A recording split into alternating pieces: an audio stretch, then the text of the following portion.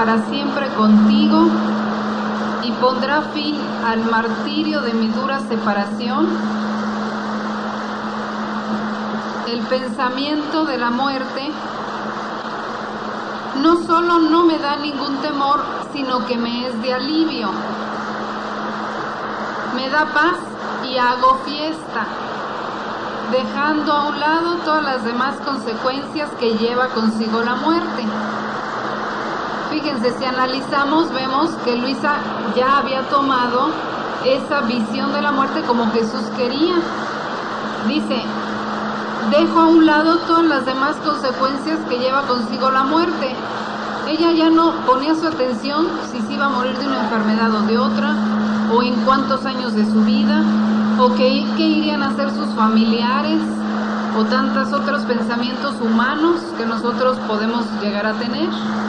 No, dice, todo eso yo lo hago a un lado.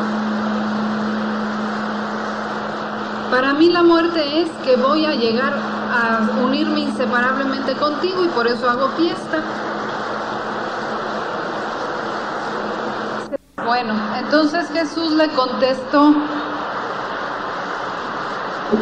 hija,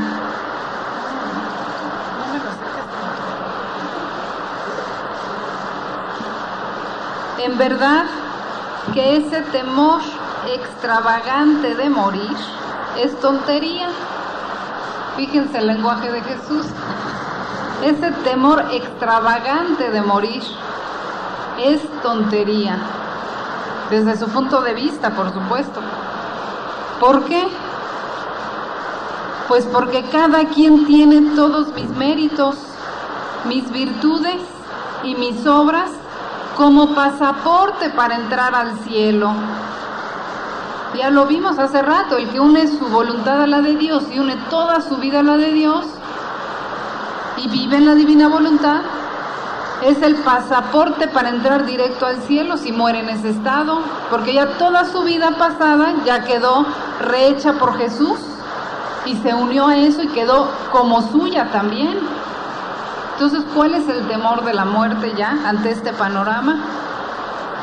Como dice aquí, es un temor extravagante, o sea, fuera del sentido común. Siendo que cada quien tiene todos mis méritos, mis virtudes y mis obras como pasaporte para entrar al cielo, habiéndoselos dado yo en donación a todos. El problema es que no todos lo toman ni se unen a Jesús y mueren por sí mismos solos, sin estar conectados con Jesús o estando conectados hasta donde conocen.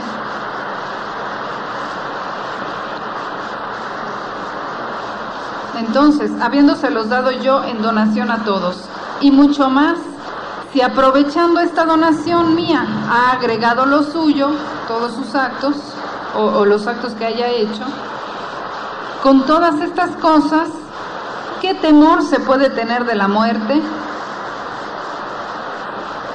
Mientras que con este segurísimo pasaporte, el alma puede entrar a donde quiera y todos, por consideración del pasaporte, la respetan y le dan el paso. En cuanto a ti, no temer para nada la muerte es por haber tratado conmigo y haber experimentado cuán dulce y querida es la unión con el sumo bien. Luisa ya había experimentado que la máxima felicidad es la unión con Dios. Por eso era lo que más deseaba. Como les digo, todos tenemos esa tendencia a buscar la felicidad. Precisamente porque Dios nos hizo para la felicidad. El problema es que la buscamos donde no la vamos a encontrar. Pero Luisa, que ya sabía cuál era la felicidad completa y total, es decir, la unión plena con Dios, aún desde esta vida, pero mucho más la plena del cielo, pues era lo único que deseaba. Por eso no solo no temía la muerte, sino deseaba, porque no veía la muerte como muerte, sino como unión con Dios, todo ese aspecto espiritual, con los ojos espirituales. Esto lo digo para que también nosotros vayamos viendo así la muerte. Y debes saber que el homenaje más agradable que se me pueda ofrecer es desear morir para unirse conmigo.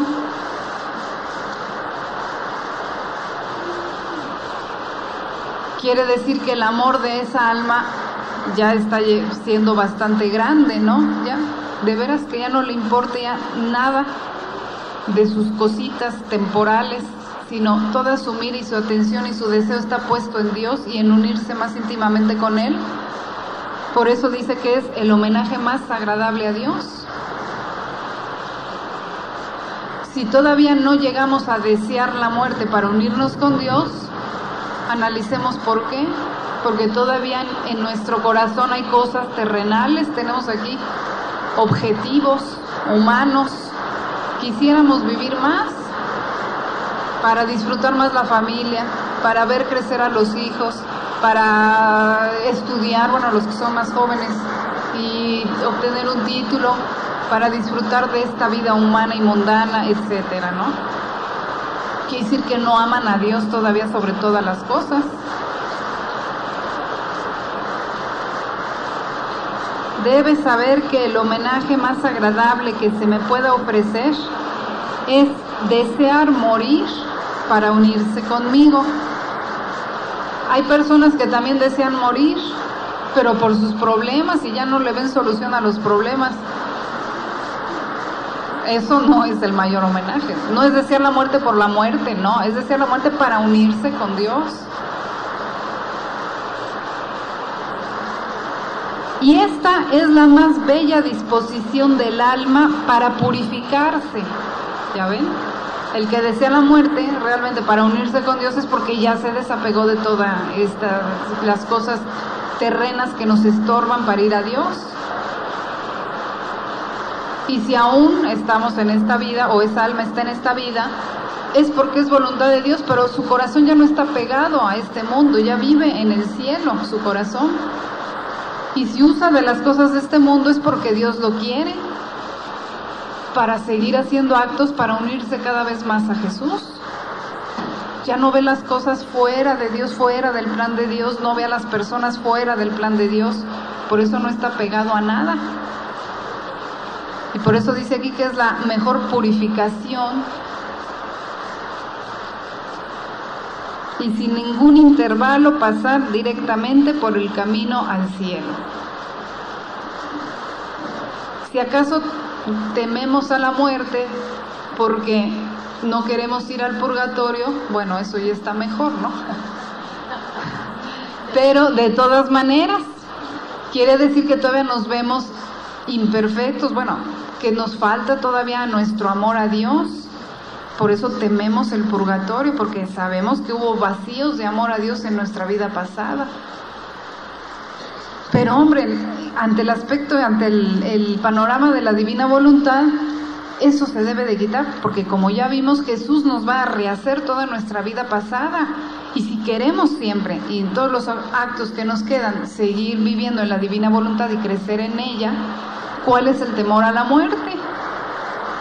Un alma que vive en la divina voluntad, si se muere en cualquier momento, debe estar preparada para la muerte. O sea, de hecho está preparada para la muerte.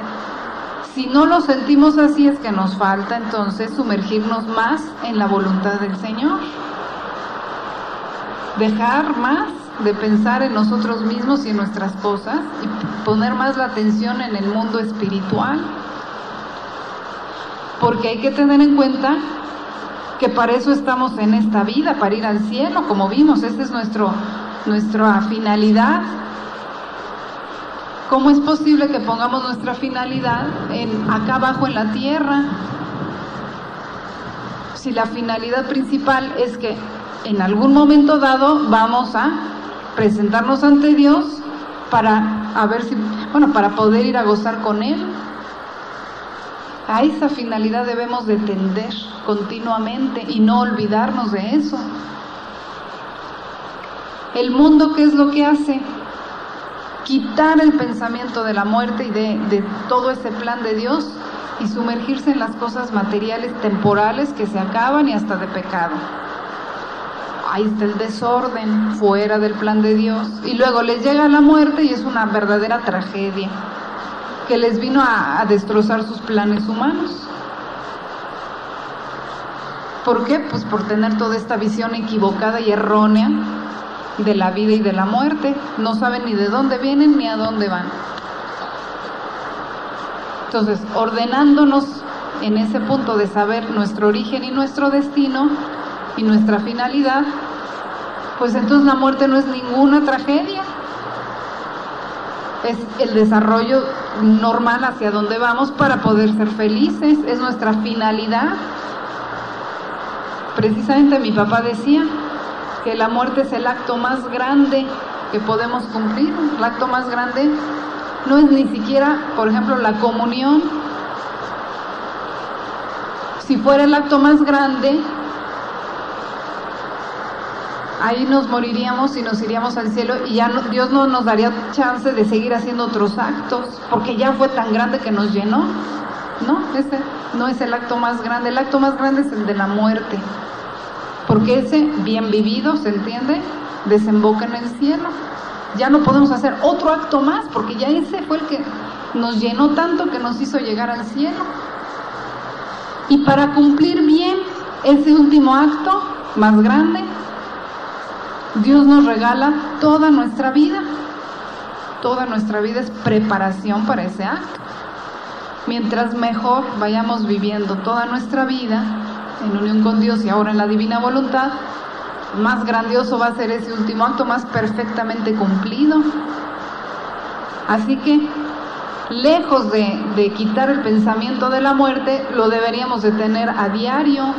Hacia allá voy, ¿cómo voy a actuar hoy para el día que Dios me llame, poder estar bien preparada a realizar perfectamente bien ese último acto? Y toda nuestra vida diaria será preparación para ese último acto. Para allá le tiramos, ¿no?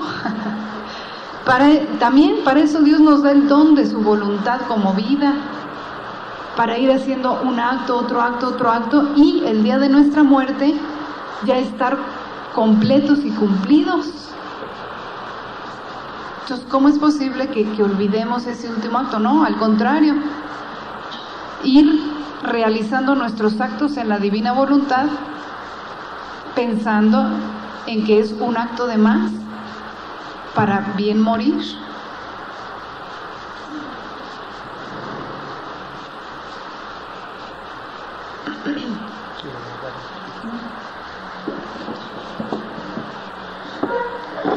Yo quisiera hacer un pequeño comentario sobre este tema de la muerte. Si es porque el hecho de morir, pues como ya vimos, ya dijo Alejandra, es el último acto, es un acto que hace el ser humano, es el último, el más grande o el más importante que hace el ser humano en su vida. Ya hemos visto, por ejemplo, el tema de los niños abortados, pero en este tema de la muerte podemos reflexionar un poco sobre aquellas personas que se suicidan, como voluntariamente, o sea, es tremendo el suicidio, dadas las consecuencias que trae espiritualmente, como voluntariamente se niegan a vivir, alejan de sí todo el plan de Dios que tenía para ellas. Voluntariamente esa persona le dice a Dios: a ver, Dios, ¿sabes qué? No me interesa lo que tú tengas para mí, no sé si sea santidad, que tú me llames a algo especial en la vida, no me interesa, no quiero saber de ti, yo quiero morirme, quiero hacer a un lado todo tu acto. ¿En qué situación tan difícil se verá esa alma cuando llegue ante Dios en su juicio particular? ¿Con qué cara va a ver a Dios? Es algo que muy, muy difícil, que en la divina voluntad podemos llevarle gracias a esas almas, ayudarlas en ese momento tan difícil y tan lamentable en que se ven de su vida. Igualmente así podemos reflexionar de las personas que han muerto o que mueren o que ya tienen pensado morir por medio de la eutanasia. Por eso también la Iglesia lo condena y es algo nefasto por las consecuencias espirituales que trae esos actos. Son verdaderamente abominables por la cuestión, el punto en que ponen a esa alma ante Dios en el momento extremo de la vida. La preparación a nuestra muerte. Miren, por ejemplo, ayer que comprendimos o que meditamos sobre nuestra Madre Santísima, hicimos algún acto de agradecimiento universal hacia ella. Podemos poner la intención, como decíamos, que quede en acto, ¿no? De decir, este acto quiero que se repita continuamente en todos los actos que me quedan por hacer en toda mi vida. Y también en el momento de mi muerte está haciendo ese acto, ¿sí? Entonces, cuando lleguemos al momento de nuestra muerte, aunque a lo mejor en nuestra inteligencia, en nuestra memoria, no se presente ese acto de agradecerle a la Santísima Virgen por todo, pero lo traemos en la voluntad y está en acto. Entonces, estará nuestra muerte enriquecida con un acto de agradecimiento universal a nuestra Madre Santísima. Luego conocemos otra verdad de la divina voluntad y hacemos nuestra intención, nuestro acto de hacerlo, de realizarlo, pero hay que tener esa intención de decir, y todos los demás actos que me quedan por hacer también quiero llenarlos con este acto que estoy haciendo y también el de mi muerte. Entonces, ¿qué pasa? Que vamos enriqueciendo desde ahorita toda nuestra muerte y cuando lleguemos a la muerte va a ser la recopilación de todos nuestros actos hechos en la divina voluntad. Los encontraremos todos como soles en acto de estar haciendo el bien. Por eso es el acto más grandioso, porque ya habremos hecho miles de soles de actos buenos que contienen bienes infinitos y en ese momento los vamos a encontrar todos en acto. Entonces por eso es que la muerte de un hijo en la divina voluntad es una fiesta y estará completados todos los actos que Dios había determinado que hiciéramos. No podremos hacer ya otro más porque ya Dios ya no lo tiene dispuesto para nosotros porque estamos más que llenos, ya llenamos el cielo de todos nuestros actos. Ya nada más el último, que es el de la muerte, de recopilar todos y de desembocar al cielo con todo lo que hicimos de bien y que permitimos pues que la divina voluntad hiciera en nosotros. Entonces, qué diferente panorama, ¿verdad? De la muerte así. Entonces, eso también, en otras palabras, es unir nuestra muerte a la de Jesús. Jesús realizó todos sus actos, ya sabemos, en la divina voluntad y a nombre de todos y reparó todas nuestras vidas. Y también realizó el acto de la muerte como recopilación de todos los demás actos, como sello de todos los demás actos y para darnos la posibilidad de morir como Él murió y del mérito que su muerte produjo. ¿Cuántos efectos produjo la muerte de Jesús? Simplemente completó la obra de la redención de cada ser humano. Entonces, si nos unimos, si desde ahorita ponemos la intención, Dios mío, en el momento que tú me llames, sea por enfermedad, sea por accidente, sea como sea, repentinamente o no, desde este momento tengo la intención de unir mi muerte a la tuya, con todos los bienes que eso produjo. Entonces, nunca nos cogerá la muerte desprevenidos, porque ya estamos preparados, ya hicimos esos actos. Entonces, en el momento en que Dios nos llame, nuestra muerte valdrá tanto como la de Jesús. Y la repetiremos en nosotros, la muerte de Jesús, y todos los bienes que eso produjo para Dios, de completarle la gloria por toda la creación, hacia todos los hombres, de llevarles todos los bienes de la vida de Jesús. E iremos enriquecidos al cielo con todos esos méritos. Eso es el plan de Dios para nosotros. Por eso digo que desde ahora todos nuestros actos deben ser preparación para la muerte. Porque para allá vamos y es lo que quiere Dios.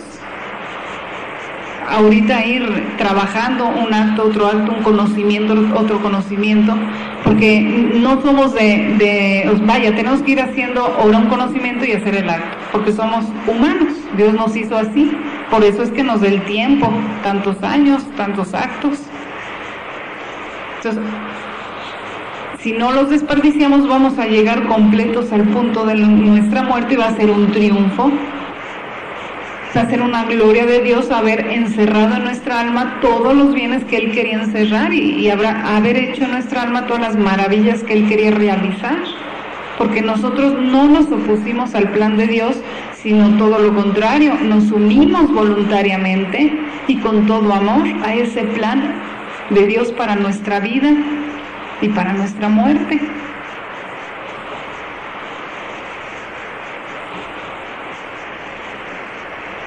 Entonces, viendo las cosas con estos ojos espirituales, pues, ¿qué nos importa de qué enfermedad nos vamos a morir o en qué circunstancias? Mejor, desde este momento, ofrezcamos la muerte que Dios tiene dispuesta y el modo de que vamos a morir voluntariamente. Sí, Dios mío, voluntariamente quiero aceptarlo, porque va a ser para mí bien. Desde este momento acepto mi muerte como voluntad tuya y la quiero vivir en tu voluntad. Entonces, ¿cuál temor a la muerte? Aunque sea al siguiente momento que nos muramos, ya estamos preparados, o si Dios nos tiene más años, bueno, lo que Él disponga es lo mejor. Pero nunca estaremos impreparados para la muerte. Nunca nos cogerá desprevenidos, como a tantos del mundo, ¿sí? Porque sus objetivos son otros. Y ya vimos que los planes del hombre son totalmente diferentes y opuestos y limitados en comparación al plan grandioso de Dios para cada uno de nosotros.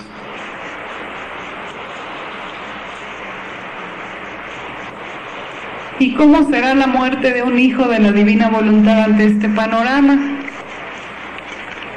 Pues bueno, si estamos diciendo que cada acto de nosotros, así sea un latido, hecho en la divina voluntad y unido con Jesús, produce y contiene bienes que no podemos comprender en esta vida y tiene una felicidad especial e inmensa que vamos a poder compartir con todo el cielo. Ante este panorama, imaginémonos si Dios nos dejara ver uno solo de los actos que hemos querido hacer en su voluntad. Nos moriríamos de gozo de ver ese gran milagro de la voluntad divina obrante en nuestra voluntad humana y de todos los bienes que eso produce en la eternidad y para todos los hombres. Por eso es que Dios no nos deja ver en esta vida eso. Dios es tan bueno que dice, no les voy a dejar ver a ese primer acto que hizo en mi voluntad, porque quiero que siga llenándose de más actos y de más bienes. Se lo voy a velar para que haga otro acto, conozca más y otro acto y conozca más y pueda seguir, yo le pueda seguir dando mis bienes y mis felicidades y pueda seguir trabajando y haciendo más actos para gloria mía y felicidad de ella y de todo el cielo. Pero va a llegar un momento en que Dios quizá nos permita comprender un poco más lo que significa un solo acto hecho en su voluntad. Y cuando nos manifieste más claramente esto, es cuando el corazón ya no nos va a resistir de felicidad, y esa va a ser la muerte de un hijo de la divina voluntad. No va a ser por dolor, por desesperación, por yo qué sé, aunque esté sufriendo también, ¿sí? No, pero no va a ser eso, va a ser porque se le están abriendo más los ojos del alma, y al ver esa maravilla que ha obrado en él y todos los bienes que ha producido, pues ya su cuerpo no va a poder contener eso, su alma se desprende y va a empezar a gozar todas las felicidades de cada uno de sus actos que hizo en la divina voluntad. Y de un golpe se va a encontrar en la patria celestial, sin haber pasado, por supuesto, por el purgatorio y todo eso, ni por el juicio. ¿Cuál juicio? Pues, si ya todos nuestros actos están en el cielo, en Dios, eso es vivir en la divina voluntad. Lo estamos tomando de Jesús, están en Jesús, ni modo que Jesús se juzgue a sí mismo, ¿o qué? ¿No? De un golpe nos vamos a encontrar en la patria celestial, rodeados de bellísimos soles, que son todos los actos hechos en la divina voluntad, de felicidades inmensas,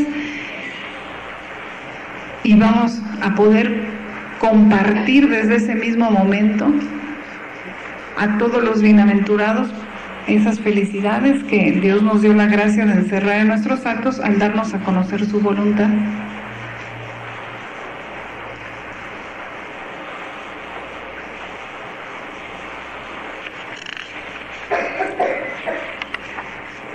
Para que vean que estos no son cuentos míos, les voy a leer algo que escribió Luisa al respecto. A lo mejor ya se ha leído en alguna otra ocasión, pero hay que meditarlo ahorita, es apropiado.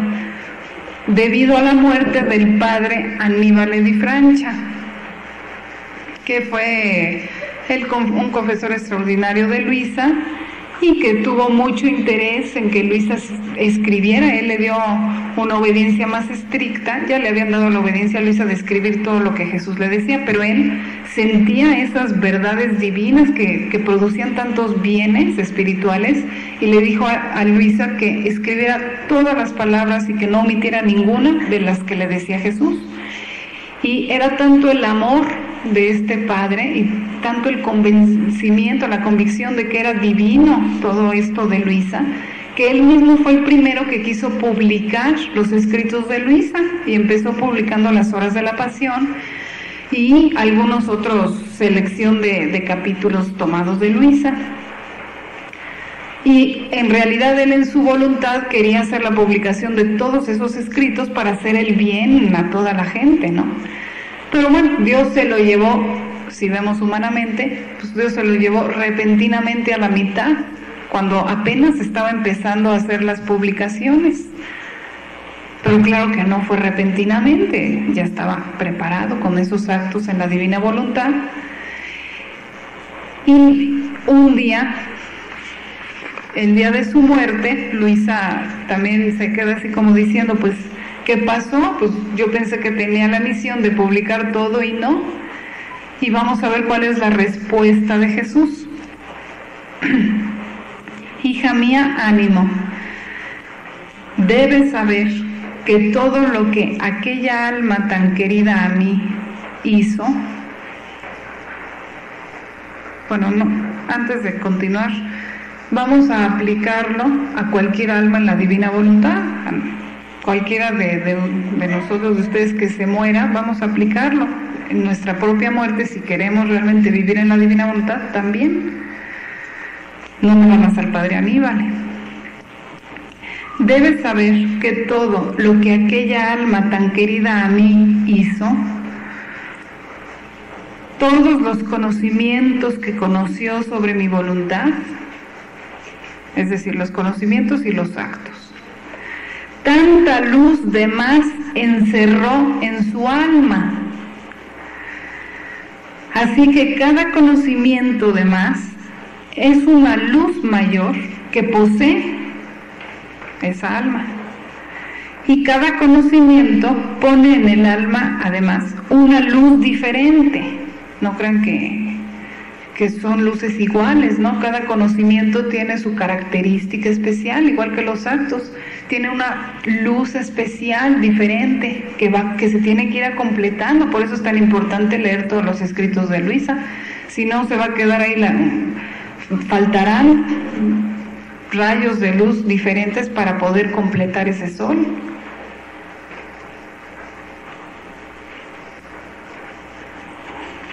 Cada conocimiento además es una luz mayor que posee, y cada conocimiento pone en el alma una luz diferente. una tan bella como la otra.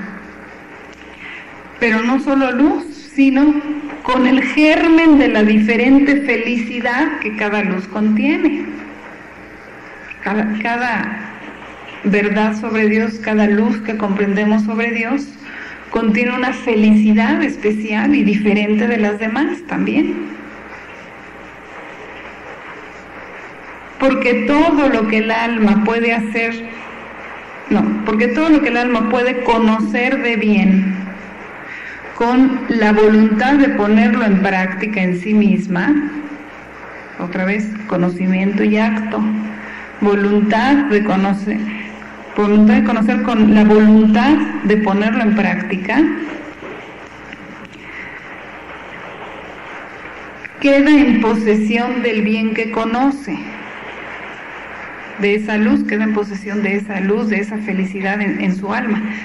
En cambio, si no tiene voluntad de poner en práctica esos conocimientos que adquiere, porque se puede dar esto, habrá quienes no oigan esos conocimientos, pues no los tendrán en su alma, no los conocerán, no tendrán los actos, pero habrá quienes los conozcan y no hagan los actos.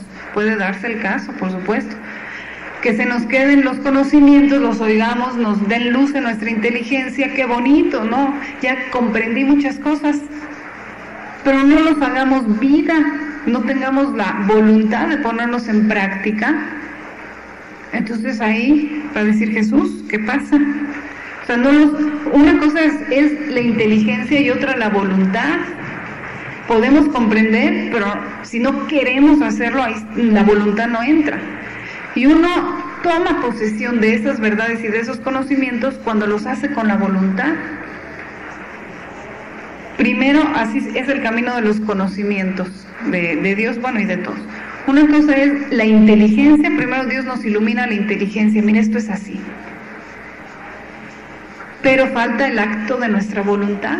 Quiero hacerlo así, como mi inteligencia comprendió, así quiero obrar. Entonces es cuando la voluntad toma posesión de ese bien que ya comprendió la inteligencia. Pero si no hay ese acto de la voluntad, no queda en posesión de ese bien. Se quedó aquí en la inteligencia, pero no en la voluntad, porque no lo quise hacer. No está en la voluntad. Entonces eso no queda en el alma. Porque todo lo que el alma puede conocer de bien, con la voluntad de ponerlo en práctica en sí misma, queda en posesión del bien que conoce. En cambio, si oye esos conocimientos, se le forma esa luz en la inteligencia, pero no tiene voluntad de poner en práctica esos conocimientos, sucede como cuando uno toca una flor o se lava con agua fresquísima alguna vez. En el momento sentirá el perfume de la flor o el refrigerio del agua fresca, pero como no posee la flor ni la fuente del agua fresca, poco a poco se desvanecerá el perfume y el bien de la frescura del agua o del perfume de la flor. No la posee. Ah, qué bonito es tuya, se esfumará, pero no quedará dentro de uno. ¿Qué diferencia el que poseyera esas flores? Pues continuamente las tiene ahí, o esa agua. Y se encontrará vacío del perfume. Bueno, si no tiene la voluntad de ponerlo en práctica, ¿no? Si no posee ni la flor ni la fuente de agua, poco a poco se desvanecerá el perfume y se desvanecerá el bien de la frescura del agua. De manera que se encontrará vacío del perfume y esfumada la frescura que había gozado. Así son los conocimientos cuando se tiene el bien de conocerlos y no se ponen en práctica. Se quedan en la inteligencia, pero no pasan a la voluntad y se desvanecen y el alma se queda vacía de ese bien, aunque lo haya comprendido en su momento dado. Entonces, esta explicación es para lo que va a decir Jesús. Ahora bien, y que por lo demás es muy práctica para nosotros, para entender el mecanismo de las verdades y de cómo hacerlas vida. cada cosa que vayamos conociendo de Luisa, hasta donde la vayamos conociendo y comprendiendo, hay que tener la voluntad, toda la voluntad de ponerla en práctica.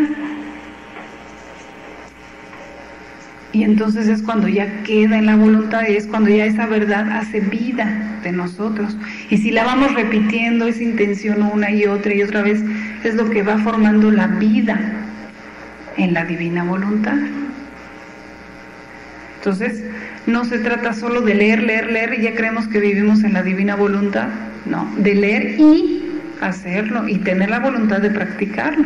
Por eso es que muchas veces se recomienda leer despacio para poder asimilarlo y hacerlo vida, tener el acto de la voluntad.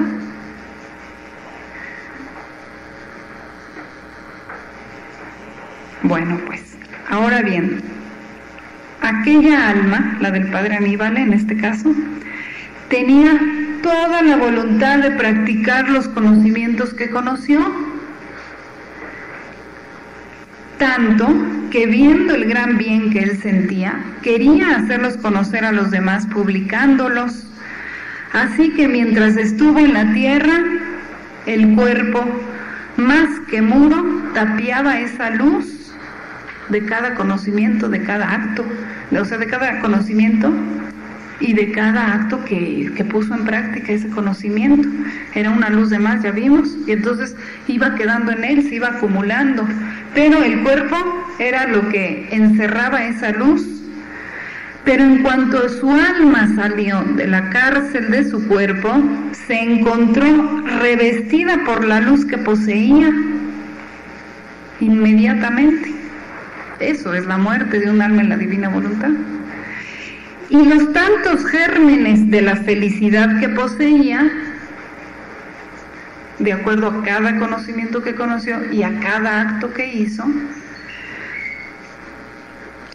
empezaron a desarrollarse en él, porque aquí nada más es la semillita.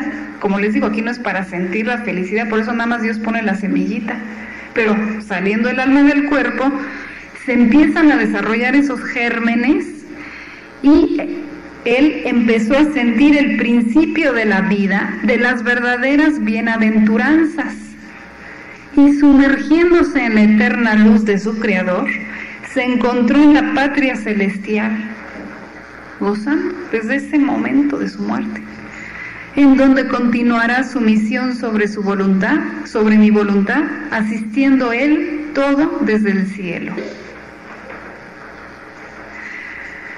Si tú supieras la gran diferencia de gloria, de belleza, de felicidad que hay entre quien muriendo lleva de la tierra la luz con los gérmenes de tantas felicidades y entre quien las recibe solo de su Creador,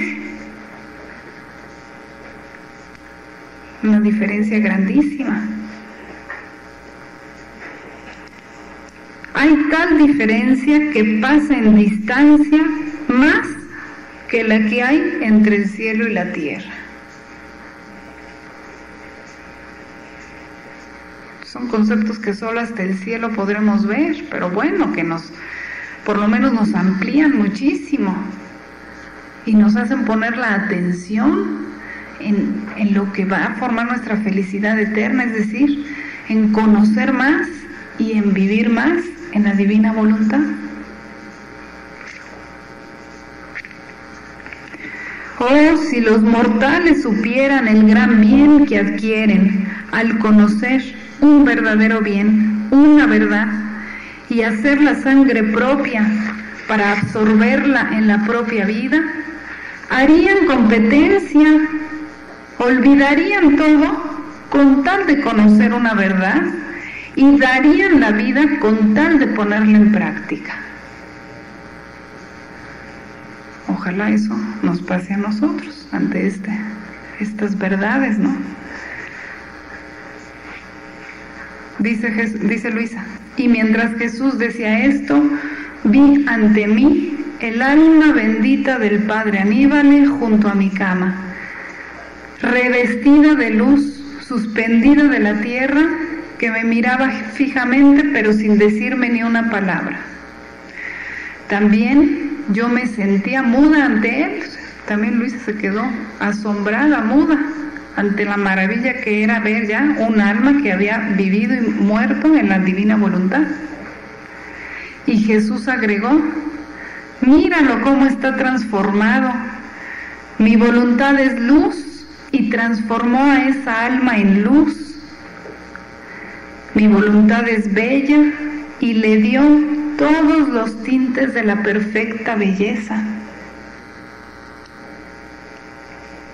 Porque Él quiso unir todos sus actos a Dios. Entonces Dios iba ahora dándole un tinte, dejándolo, Él lo dejó trabajar.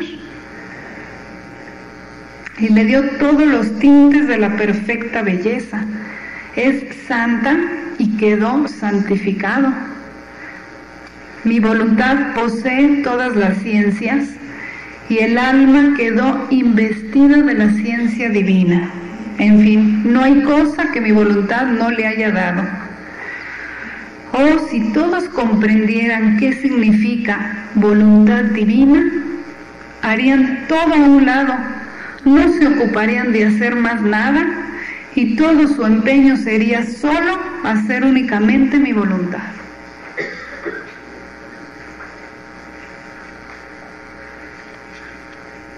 Bueno, Dios nos está invitando a que esa sea nuestra muerte y nuestra felicidad eterna, al ofrecernos los escritos de Luisa y la posibilidad pues de vivir esos escritos.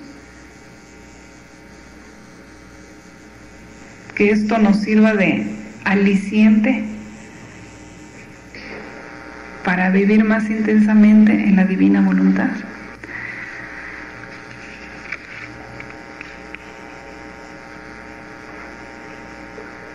Bueno, aunque ya menos se va a acabar el tiempo, voy a leer el último pedacito, porque si no va a quedar interrumpido, para que quede completo.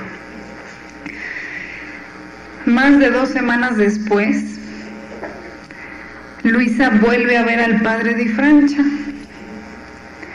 Dice: después de esto me encontré fuera de mí misma, y mientras buscaba a mi dulce Jesús, me encontré al padre Aníbale. Estaba todo alegre y me dijo, ahora sí ya podía hablar, como que ya había asimilado la primera gran sorpresa, ¿no? Pues sí, de estar aquí en el cuerpo, encerrada toda la luz, su alma se desprende del cuerpo y empieza a ver todas esas maravillas obradas en sí mismo por Dios y por Él. Pues claro que en la primera vez que fue el mero día de la muerte, no le podía decir nada a Luisa, pero ya pasando algún tiempo, ya había asimilado, ya le habló él mismo a Luisa y le dijo: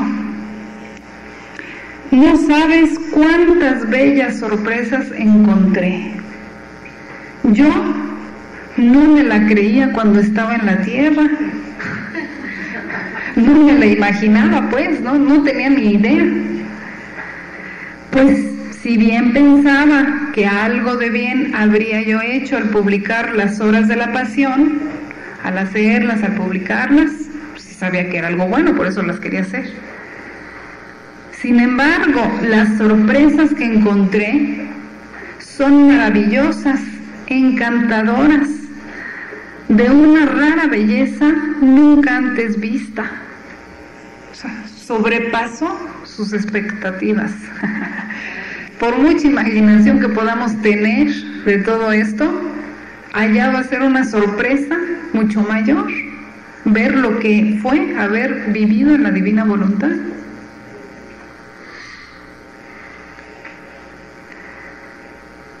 Las sorpresas que encontré son maravillosas, encantadoras, de una rara belleza nunca antes vista. Todas las palabras y cada una de las que se refieren a la pasión de nuestro Señor, cambiadas en luz, una tan bella como la otra, todas entrelazadas entre ellas, en armonía. Y estas luces crecen siempre. O sea, además, ni siquiera ya Él hizo todo lo que Él hizo en su vida y ya, no, aquí hay algo más. Estas luces crecen siempre, conforme las criaturas hacen las horas de la pasión, porque su voluntad de Él era publicarlas y publicarlas en todos los idiomas, eso viene en sus cartas. Entonces cada vez, y hacer el bien a todos, ¿no? Entonces cada vez que nosotros hacemos las horas de la pasión, se le aumenta la gloria al Padre Aníbal y a Luisa, porque Luisa las escribió, y a Jesús y a la Santísima Virgen. Bueno, y lo voy a decir, y a mi papá también. Yo quisiera que todos leyeran las horas, aunque no las pueda yo publicar, pero bueno, las voy repartiendo, voy haciéndolas conocer hasta donde Dios me permite, pero mi voluntad es que todos las conocieran. Cuando llegue esa alma al cielo y se sigan haciendo las horas de la pasión, pues irá recibiendo más gloria también y más felicidades. La felicidad será creciente además de todo.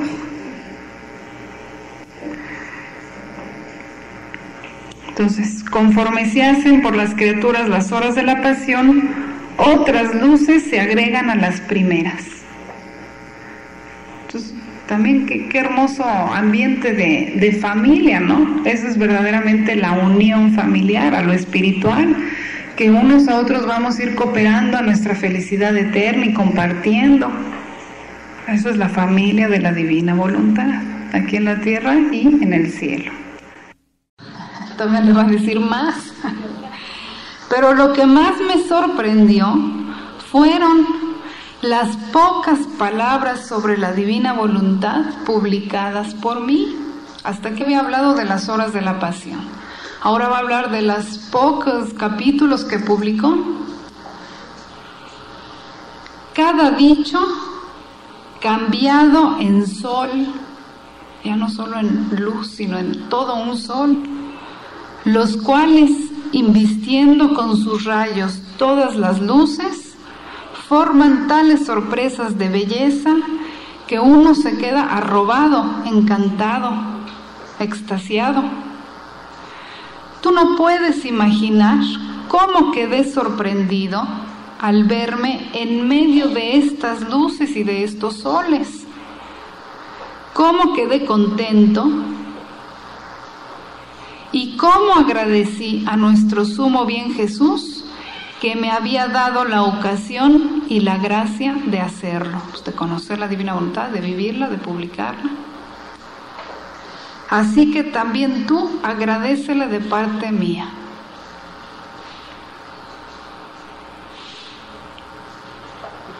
Entonces, agradezcamos a Dios el gran regalo y el gran don que pone en nuestras manos y en nuestra vida y aprovechémoslo. Porque eso, como les digo, formará nuestra felicidad eterna de una manera que no tenemos la más remota idea por mucha imaginación que pongamos en el asunto. Bueno, pues, a ver si con esto ya se quitan los temores sobre la muerte. Al contrario. Bueno, este es volumen 22. Es de aquellos volúmenes que no, pero bueno, como sirve para bien de todos y para el tema, para ilustrar, por eso es que lo leí. Bueno, pues ya vamos al almuerzo, pues. Bueno, dentro de las preguntas, aquí hay una que continúa un poco con el último tema. ¿Muere el alma que vive en la divina voluntad?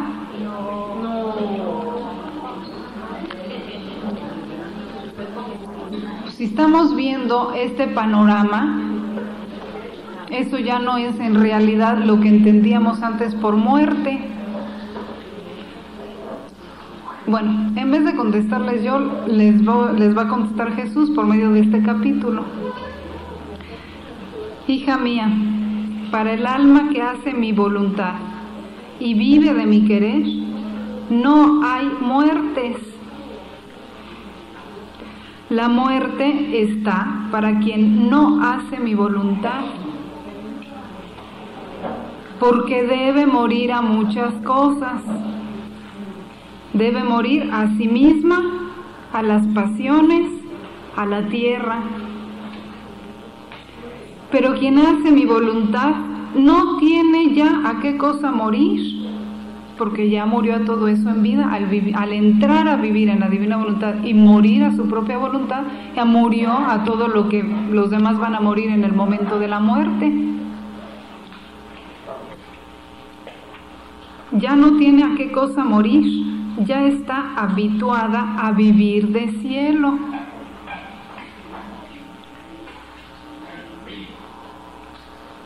Pues, ¿qué cosa es el cielo?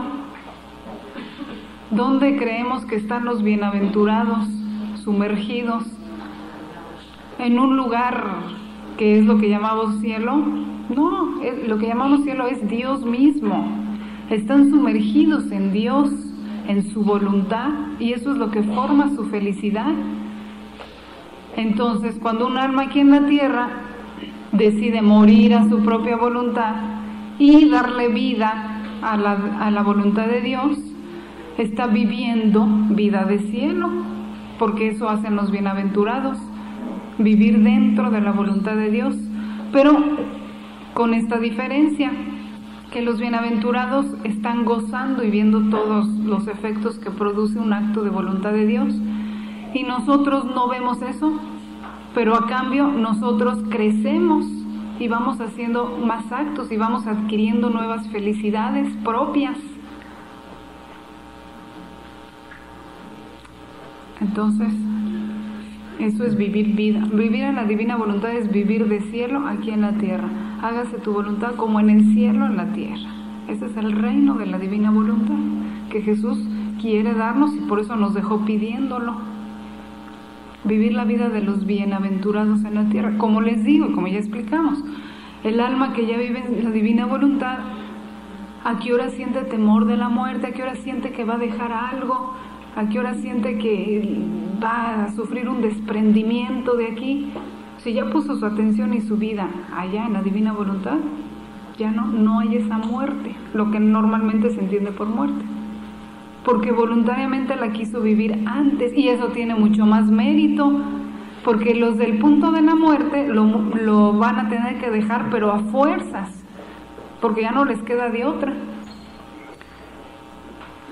Pero por eso es que se van al purgatorio, porque no lo quisieron dejar libremente y vivir en la divina voluntad, llenar su vida con la voluntad de Dios. Pero nosotros, las almas que queremos vivir en la divina voluntad, lo dejamos voluntariamente, todo lo que es muerte, todo lo que es pecado, todo lo que es terrenal, a uno mismo nos dejamos también. Y entonces eso tiene mayor mérito, haberlo hecho en vida y voluntariamente y libremente y por amor a Dios, y no a fuerzas. Para el alma que hace mi voluntad y vive de mi querer, no hay muertes. La muerte está para quien no hace mi voluntad, porque debe morir a muchas cosas, debe morir a sí misma, a las pasiones, a la tierra. En cambio, quien hace mi voluntad no tiene a qué cosa morir, ya está habituada a vivir de cielo. Para ella, para esta alma, no es otra cosa que dejar sus harapos, como si dejara los vestidos de pobre para vestirse con las vestiduras de reina. Dejar los vestidos de pobre, este cuerpo que está tapando toda esa luz, lo está dejando para vestirse con toda esa luz. Para vestirse con las vestiduras de reina y así dejar el exilio y llegar a la patria en triunfo, casi. Porque el alma que hace mi voluntad no está sujeta a la muerte, no tiene juicio, su vivir es eterno. Lo que debía hacer la muerte lo ha hecho anticipadamente el amor, y mi querer la ha reordenado toda en mí, de manera que ya no tengo de qué juzgarla. Así pues, estate en mi voluntad, y cuando menos te lo pienses, te encontrarás en mi voluntad en el cielo.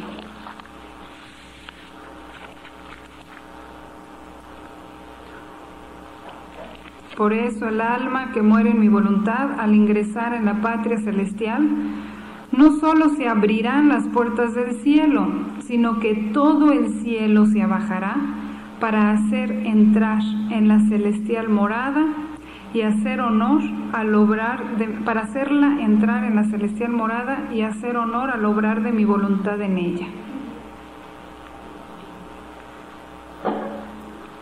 Bueno, para que los que quieran profundizar más les digo las fechas.